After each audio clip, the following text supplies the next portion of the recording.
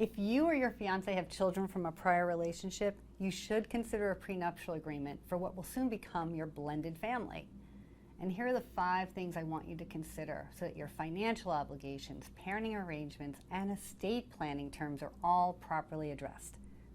First, clarify the financial obligations that you each have from your former relationships.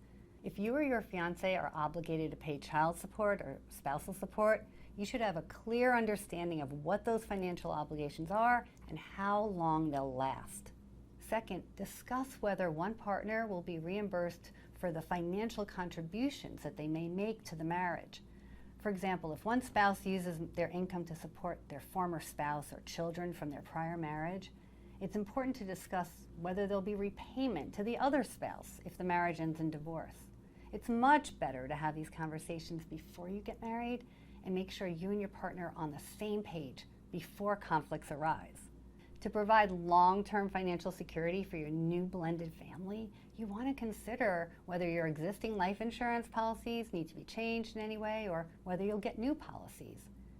You'll also want to discuss whether setting up a trust could help protect assets and provide the financial security that you need.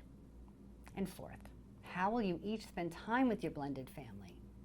A prenup can help you establish clear guidelines on how decisions will be made about time spent with children from your prior relationships. And while the agreements you reach on this topic may not be enforceable by a court, the prenuptial agreement gives you a chance to discuss how you'll handle conflicts that may arise around that issue. My 5th and final piece of advice is get the right legal advice.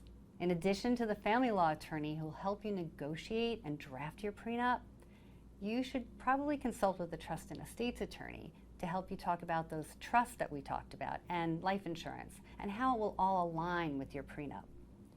You don't want to have your prenuptial agreement refer to setting up a trust if you haven't received targeted legal advice about what that trust agreement is meant to do. To discuss more about how a prenuptial agreement can address the needs of your blended family, contact us at vaccalaw.com.